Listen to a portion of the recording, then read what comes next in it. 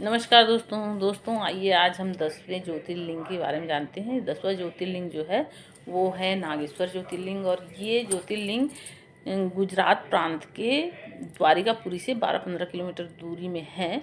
तो ये मैं एकदम परफेक्ट नहीं हूँ, लेकिन शायद 10-12-15 किलोमीटर की दूरी पे है। तो दोस्तों, इस ज्योतिर्लिंग के बारे में जो मुझे मालूम है वो मैं आप लोग सुनाती हूँ। तो इस ज्योतिर्लिंग के बारे में कहा जाता है कि वहाँ एक सुप्रिय नाम का वैश्य रहता था, जो अति शिव भक्त था। मतलब बहुत ज़्यादा उस शिव भक्ति में इतना लीन था। वो अपने सारे काम काज दुख सुख सब, मतलब वो तन मन धन अपना सब कुछ समर्पित कर चुका था उस शिव भगवान को। और सब कुछ समर्पित करके वो भक्ति में लीन था।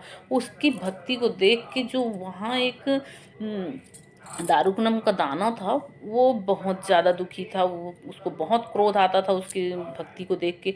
उसके भक्ति से वो बहुत दुखी था, इसलिए वो उसकी भक्ति को वो हमें मतलब उसमें था कि कब मैं इसकी भक्ति में भंग डालूं, मतलब इसकी भक्ति को कब ख़त्म करूं, कब इसकी भक्ति के लिए कुछ ऐसा मैं अड़चन पैदा करूं। तो ये मौका उसको मिल नहीं पाता था। एक बार क्या हुआ कि जो सुप्रिय नाम का वैश्य, वो नाव में कहीं जा रहे थे। अब वो नाव में जा रहे थे, जिस नाव में वो बैठे थे उस नाव में और भी लोग बैठे थे।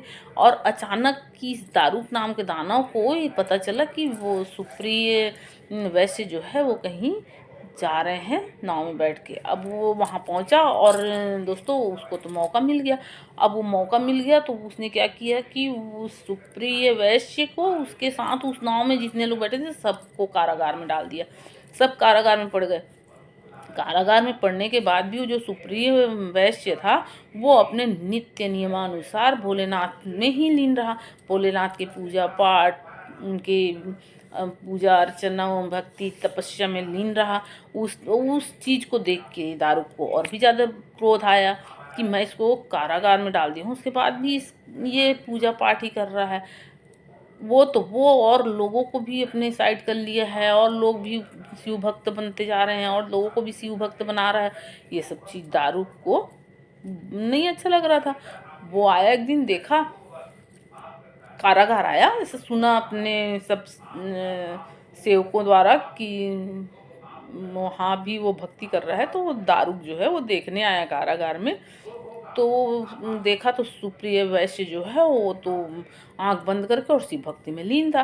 तो ये देख के उसको और ज़्यादा क्रोध आया और उसने बहुत क्रोध में जोर से चिल्लाया, ऐ वैश्य, अब यहाँ कारागार में भी तुम आंख बंद करके और कौन सा षड्यंत्र रच रहे हो, कौन सा ऐसा काम करने वाले हो जिसका षड्यंत्र रच रहे हो और उसका मनन कर रहे हो।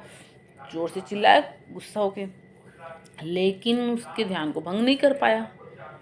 जो दारुक है ना, वो उतना चिल्लाने के बाद भी सुप्रिय वैश्य का शिव भक्ति से ध्यान भंग नहीं करवा पाया।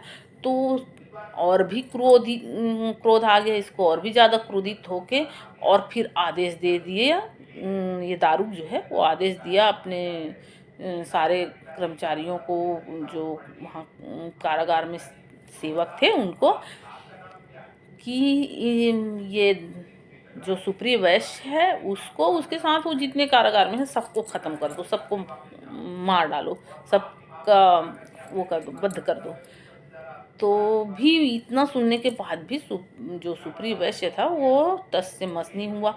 वो फिर भी भोलेनाथ के तपस्या में लीन रहा और भोलेनाथ से अर्चना करने लगा, प्रार्थना करने लगा, हे भोलेनाथ, हम सब के जीवन की रक्षा आप ही करने वाले हो। जितने ये हम शिव भक्त हैं, ये सब आपके भक्त हैं, आप ही हम सब की रक्षा कर सकते हो। हम सबको इस कारागार से छुटकारा दिलाइए। और वो सुप्रिय वैश्य को पूरा अपने भोलेनाथ पर पूरा विश्वास था कि मेरे भोलेनाथ हम सबको बचाने अवश्य आएंगे।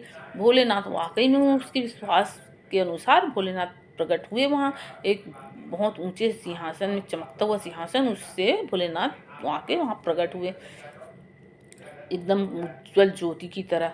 तो भोलेनाथ प्रकट हुए और उस सुप्रिय वैश्य को अपना वो बताए, मतलब बोले कि हे वैश्य, मैं तुम पर बहुत प्रसन्न हूँ, तुम्हारी तपस्या से, तुम्हारी भक्ति से मैं बहुत प्रसन्न हूँ। तो भोलेनाथ ने उस उसको, वैश्य को अपना पाशुपत अस्त्र दे दिया। तो उस वैश्य ने उस दारू दानव का वध करके शिवलोक, शिवधाम को पहुंच गया और शिवधाम को चले गए। उनकी इतनी भक्ति, इतनी वो, इतना तपस्या हो गया था, मतलब उससे भोलेनाथ इतना खुश थे कि उसको अपने शिवधाम लेके चले गए। सुप्रिय वैश्य जो है वो शिवधाम को गया और दारुक जो है वो उसकी हत्या, मतलब वध हो गया। और भोलेनाथ के आदेशानुसार, भोलेनाथ के कहे अनुसार वहाँ उस शिवलिंग का स्थापना नागेश्वर ज्योतिर्लिंग के रूप में हो गया। वही है नागेश्वर ज्योतिर्लिंग दोस्तों। यही मेरे को पता था, सो आप लोग को वही भी बता दी मैं। और आप लोग को ये कैसा लगा, आप लोग ज़रूर बताइएगा।